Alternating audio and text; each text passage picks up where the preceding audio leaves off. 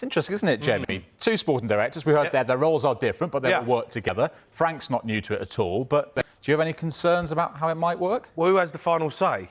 You know, because obviously that Johan, I think, will like a certain type of player, and Fabio is going to like a certain type of player as well. So where's, if, you know, say, I feel Thomas like... Frank. Yeah, well, Thomas Frank's got to be surely the guy that has the final say on things, and whether they can come to an agreement. But look, I know Johan, he's a great guy.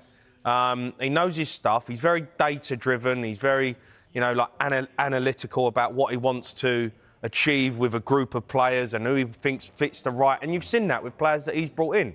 Fabio, I feel like, seems to, I don't know him, but it seems a bit more old school, a bit more, let's get a deal done, let's get this player in, we want him, let's make it happen. You know, and he's, I think he's done all right as well. So to have him back, if they can make it work, it's great, right? Two jobs is, you know, I think if you can get them both working in cohesion, surely that's got to be good for Spurs. Do you think Spurs fans will be happy to see Paratici back? Yeah, I think so. Yeah, I think he's brought in some good players, and I think he's one of them people who, you know, as you said, he's got a phone book with some good contacts in it. So I think you need that at a club. I think you need someone who, you know, is in with certain individuals, and you can get things over the line. You can make things happen. You know, if he picks up the phone and says, "I want this player," or "We want that deal," they answer the phone.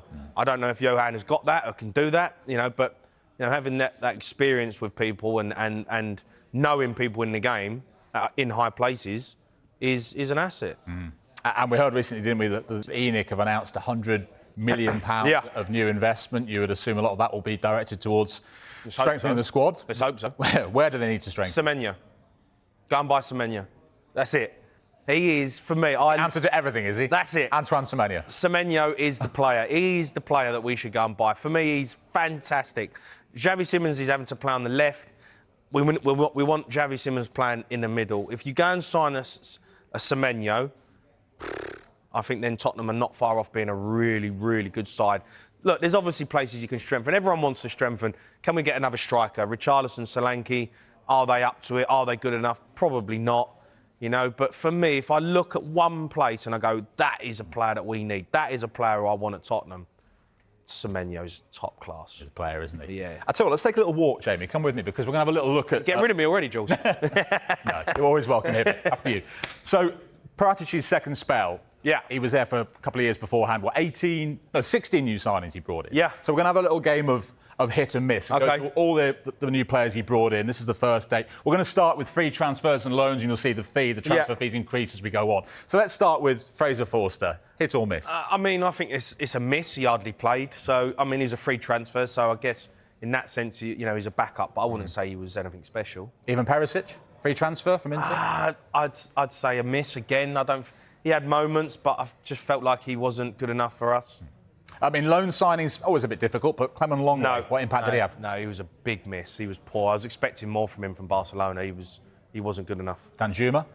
Terrible. Big miss. That was a miss. It's not been a good start. No, it's not. 4 misses. And I don't think it's going to change, is it, with Pierluigi Golini? I don't even know who that is. Right, OK, let's move swiftly on there.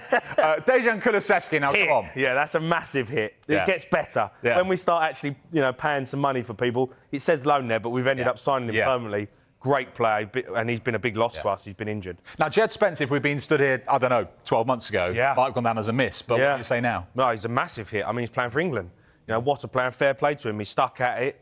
You know, he's got his chance and he's deserved his opportunity. And now he's looking like a player who, you know, is an absolute starter for us week in, week out. So that's a massive hit. Papa Sarr, £14.6 million. Yeah. Hit or miss? That was a hit. At the start, I was wasn't sure if he was good enough. He was a bit rash, but he was young. This season, for me, he's shown that he is a top player, and his energy in midfield, his bite. You know, the modern game now, where you've got to be up and down, you've got to be everywhere. I think he's a massive. And actually, for £14.6 million, it's a bargain in the Premier League terms. I mean, you could sell him for 50, 60 million if you wanted to now, easy. Yeah. Let's move on to the second page then. As I say, the transfer fee's getting bigger here. Destiny Udogie, £15 million. Hit or miss? Yeah, I'd have to say hit. I thought he was really good under Ange. He had his moments, he got injured. This season, Spencer's kept him out of the team. But again, for £15 million, he's a great player. Great signing. And Rodrigo Bentancur, $20 million. Yeah, I'm not convinced with Bentancur. Everyone loves him, but I'm not. I want to see more from him. And I think he's got more in him. I think he frustrates me sometimes But he is a really good player. We obviously got him from Juventus, and for £20 million, that's a no-brainer. You'd have to say hit. So actually, Paratici unearthed some gems, didn't he, for not a lot of money, and the three you just covered. But then we come to Brian Keel, 21 million. Yeah, that was a stinker. Yeah, that one was... That's not one of our categories. Hit, miss, or stinker. Okay. That one was not a good one. Yeah. Look, he signed for 21 million. He showed signs of brilliance, but no, he just wasn't good enough. Wasn't good enough. Emerson Royale from Barca. Yeah. He had his moments, Jules. He did have some moments. Coming from Barcelona, there was a lot of hype around him thinking it's a Barcelona right back. Are we signing the next Dani Alves? Yeah. And it was the complete opposite. I'd say miss. A lot of these players obviously have moved on. Yeah. Yves Bissouma still there. What do you say? Well, he's been binned off by Thomas Frank, hasn't he? He's got rid of him, and I think it's more down to his application to being a footballer than his actual ability. Because ability-wise, Bissouma's amazing. I watched him play some games, and he's run the show. But obviously, his application to being a footballer hasn't been the best, and Thomas Frank is not going to accept it. I think he turns up late. Thomas Frank weren't having it.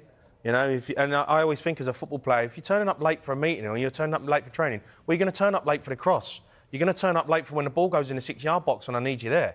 That's how managers think. And if you're like that and your application's not there, then you can't be in the side. And he's learnt the hard way. So I like him as a player, and I think he was probably a good signing, but you'd have to say miss. Right, let's come down to the final three of Paratici's signings first time round. Pedro Porro, £39 million, hit or miss? Yeah, we paid good money for him, but I'd say hit. He's a starter, right? He plays every game.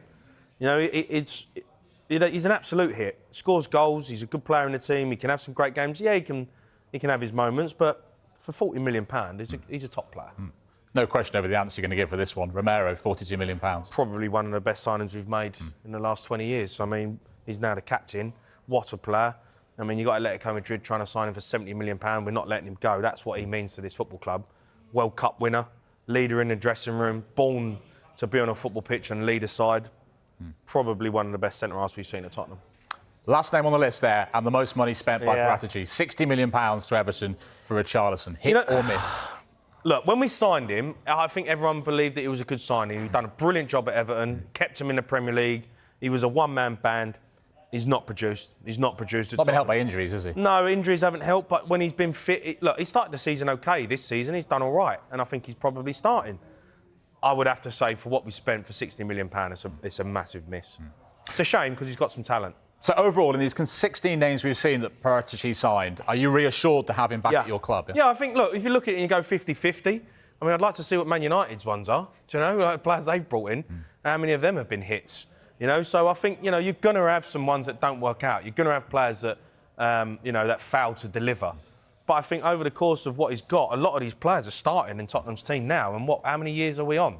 Maybe 3 or 4 years on. So, you'd have to argue that he's done a good job.